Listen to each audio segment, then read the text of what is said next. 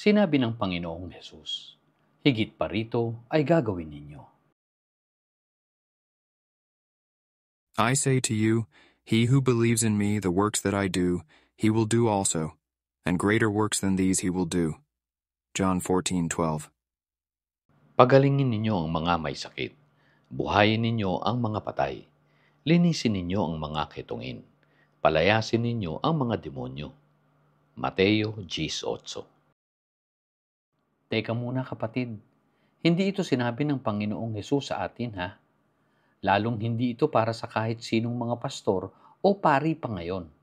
Kasi nga, sinabi na kahuli-hulihan na ang mga apostol noon. Huli na sapagkat dapat na wala ng kasunod. 1 Corinthians 4:9. For I think God has exhibited us apostles last of all, as men condemned to death, because we have become a spectacle to the world, both to angels and to men. John 14:12. Truly, truly I say to you, he who believes in me, the works that I do, he will do also, and greater works than these he will do, because I go to the Father. Isa sa mga mahalagang katanungan rito ay para kanino ba talaga ang sulat na ito? O sino ang sinasabihan noon ng Panginoong Hesus? Malinaw naman kasi na hindi ito bilin at sinabi sa atin. Sapagkat kung magkagayon, lalo na't sa mga naglagay pa sa kanilang mga sarili bilang mga pastor at pari sa panahong ito, nasaan ang kapangyarihan nila ngayon na nakabubuhay ng mga patay? Mayroon kasing dahilan ng Diyos kung bakit siya noon ay naghayag ng mga dapat ay gagawin nila. Oo, nila noon at hindi natin ngayon. Isang halimbawa ang iniutos sa kanila noong paghahati ng tinapay o Lord's Supper. Ipinagagawa sa kanila noon upang ipaalala ang ginawa ng Panginoon na pag-aalay at ang kasunod na noon ay ang parating na pagtupad sa kabuuan ng lahat ng pangako ng Diyos sa kanila. Ngunit dahil inangkin ng mga simbahan at sinabing ito raw ay bilin pa rin ng Panginoon hanggang ngayon, kaya't dapat ay ginagawa pa. Samantalang kung babasahing maigi sa sulat, ay ito ang sinabi. 1 Corinthians 11 verse 23 to 26. For I received from the Lord that which I also delivered to you, that the Lord Jesus in the night in which he was betrayed took bread, and when he had given thanks, he broke it and said, This is my body, which is for you. Do this in remembrance of me. In the same way he took the cup also after supper, saying, This cup is the new covenant in my blood. Do this as often as you drink it in remembrance of me. For as often as you eat this bread and drink the cup, you proclaim the Lord's death until he comes. Kaya nga ipinagagawa, until he comes. Gagawin lang nila noon hanggang sa pagdating ng Panginoong Hesus. Dumating na nga siya noong AD 70 para sa pangako at paghuhukom. Tapos ngayon ay pinagpapatuloy pa rin ang mga ritual dahil hindi nga sila naniniwala na tumupad na ang Panginoon. Mga kapatid, hindi nga kasi para sa atin ang mga sulat noon. Katunayang sila noon ang pinangakuan ng Panginoong Hesus. Kaya papaanong sasabihin ng mga mangangaral ngayon na sa ating panahon ang tinutukoy noon ni Hesus? Basahin nga natin ito upang tayo na mismo ang magbigay ng wastong pangunawa. Kausap ang mga apostol, ay ganito ang sinabi ni Jesus sa Matthew 16 verse 27 to 28. For the Son of Man is going to come in the glory of his Father with his angels, and will then repay every man according to his deeds. Sinabi nga ni Jesus na siya ay darating na sa kanila para sa paghuhukom. Verse 28. Truly I say to you, there are some of those who are standing here, Silang mga nakatayo noon, nakausap ni Jesus, who will not taste death until they see the Son of Man coming in his kingdom. na hindi nga sila makatitikim ng kamatayan bago ang sa kanyang pagbabalik. Pagbabalik hindi sa katawan, kundi para sa paghuhukom at sa pagtatapos ng Old Covenant Age, ang pagkasira ng templo. Nauna pa rito ay sinabi sa kanila ni Jesus ang ganito, You will be hated by all because of my name, but it is the one who has endured to the end who will be saved. Ano nga bang to the end? Hindi ito end of the world, kundi ay katapusan nga ng Old Covenant Age, na siya na ring paghuhukom niya sa Israel, ang pagkasira ng templo at ang labis na kapighati ang parating na noon sa Jerusalem. Verse 23. But whenever they persecute you in one city, flee to the next. For truly I say to you, you will not finish going through the cities of Israel until the Son of Man comes. Hindi nga nila matatapos na libutin ang mga bayan sa Israel, darating na ang Panginoon. Napakalinaw, kapatid. Ayaw mo pa ba nito? Ngayon, kailan ba tayo huling nakakita ng mga binubuhay na patay sa ating panahon? Hindi nga ba't iniutos ito ng Panginoong Hesus? Pagalingin ninyo ang mga may sakit. Buhayin ninyo ang mga patay. Linisin ninyo ang mga ketungin. Palayasin ninyo ang mga demonyo. Maliwanag naman kasi na hindi para sa atin at sa ibang tao at panahon iniutos ang mga ito, kundi ay sa mga apostol ng Panginoong Hesus noon sa kanilang panahon. Sa katunayan ay sinabi pa ni Hesus sa kanila ang ganito, "Ang sumasampalataya sa akin ay gagawin din ang mga gawang aking ginagawa, at lalong dakilang mga gawa kaysa rito ang gagawin niya, sapagkat ako'y pupunta sa Ama."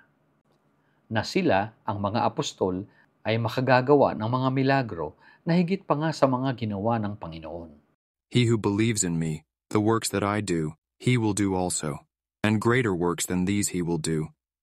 Malinaw pa sa sikat ng araw ang mga iniutos ni Hesus noon sa kaniyang mga apostol. Kaya naunawaan naman nila at sinunod. Samantalang ngayon, bakit inaangkin pa ng mga simbahan na ang mga sinabi noon ni Hesus ay para rin sa atin ngayon? Paano nagkaganoon? Hindi ba't napakamaling pagtanggap sa salita ng Diyos ang ganito?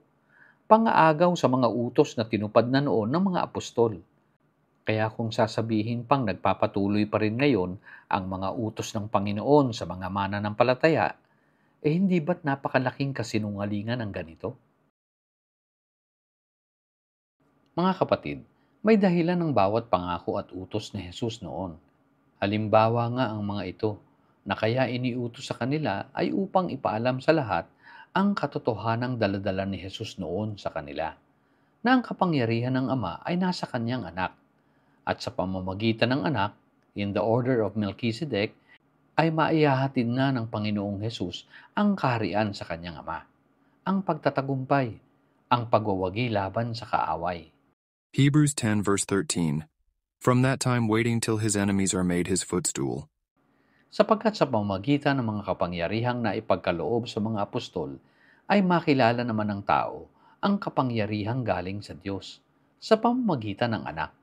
John 14 verse 7 and 10. If you had known me, you would have known my Father also. From now on you know him, and have seen him. Do you not believe that I am in the Father, and the Father is in me?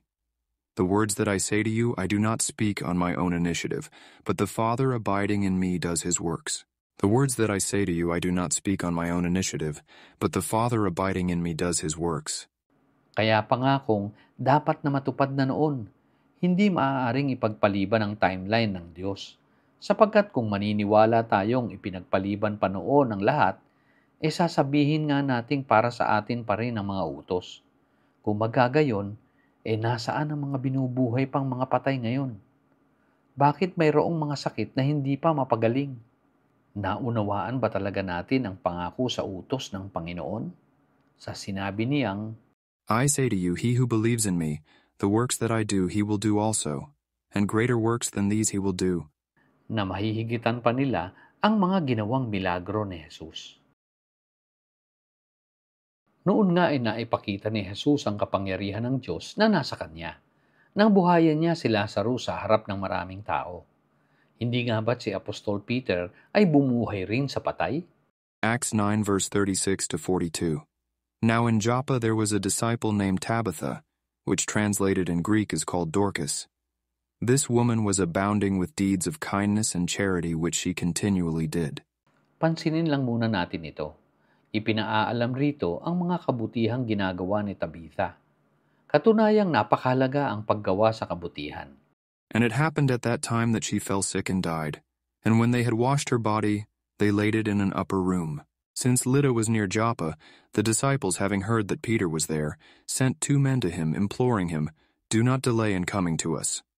So Peter arose and went with them. When he arrived, they brought him into the upper room, and all the widows stood beside him, weeping and showing all the tunics and garments that Dorcas used to make while she was with them. But Peter sent them all out and knelt down and prayed, and turning to the body he said, "Tabitha, arise." And she opened her eyes, and when she saw Peter, she sat up. And he gave her his hand and raised her up, and calling the saints and widows, he presented her alive. It became known all over Joppa, and many believed in the Lord.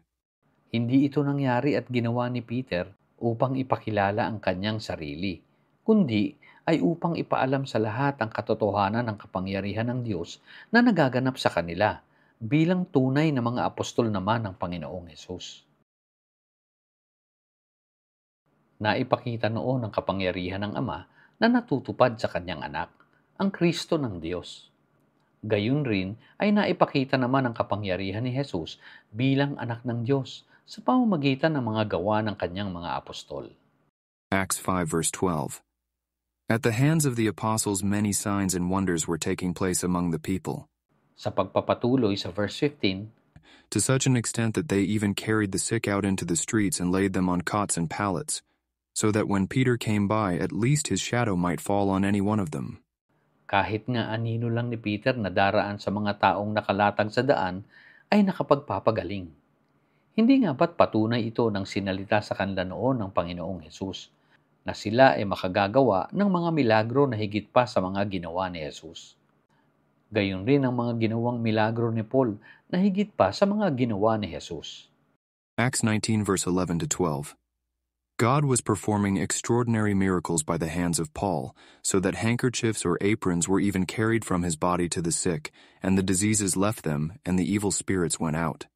Biruin mo, panyulang at apron ni Paul na dadalhin sa mga may sakit ay nakapagpapagaling na. Kinakailangan kasi na maganap ang mga ito sa panahong iyon upang ipakita na nagsisimula ng matupad noon ang pangako na sa henerasyong iyon magaganap ang lahat ng kasulatan. Ito nga kasi ang pangako na ipinagkaloob noon sa kanila ng banal na Espiritu ng Diyos, naganap sa araw ng Feast of Pentecost, nakasulat sa aklat ng Acts chapter 2 verse 33. Therefore, having been exalted to the right hand of God, and having received from the Father the promise of the Holy Spirit, he has poured forth this which you both see and hear. Katotohanang lahat ng ito ay naganap na noon. Hindi maaaring nagaganap o kahit magaganap pa lang, sapagkat nagpapatunay mismo ang mga nakasulat sa kanyang time relevance na maaari lamang na maganap at matapos noon. Katiyakan para sa sinabi ni Jesus noon. Now learn the parable from the fig tree. When its branch has already become tender and puts forth its leaves, you know that summer is near. So you too, when you see all these things, recognize that he is near, right at the door. Sinabing near sapagkat malapit na sa kanilang panahon. Kaya't pinagtitibay ng lahat ng mga pangyayari noon ang binitawang pangako ng anak ng Diyos. Truly I say to you, this generation will not pass away until all these things take place. Sila sa kanilang panahon ipinangako na magaganap lahat. Hindi sa atin pa lang. Hindi tayo ang kausap noon. Magpakatotoo tayo. Sapagkat kung tayo nga sa ating panahon ipinagbilin lahat ng ito, nasaan ang mga patay na dapat ay binubuhay ng mga pari at pastor pa raw ngayon? Hindi ito panlilibak sa kanilang mga ginagawa, kundi paglalahad lang sa simpleng katotohanan ng mga dapat ay hindi na ginagawa. Dahil tayong lahat ay mayroon ng higit na mahalagang dapat na tinutupad bilang kanyang mga anak na napaiilalim sa bago ng kasunduan, ang kanyang New Covenant.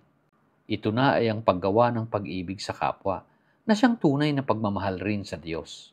Wala nang mas mahalaga pang bilin kaysa rito. And you shall love the Lord your God with all your heart, and with all your soul, and with all your mind, and with all your strength. The second is this: you shall love your neighbor as yourself.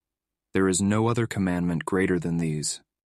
Ito na mga kapatid, wala nang mas mahalaga pa rito.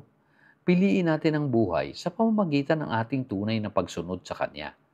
Dito na sa Kanyang kaharian, kung naniniwala ka.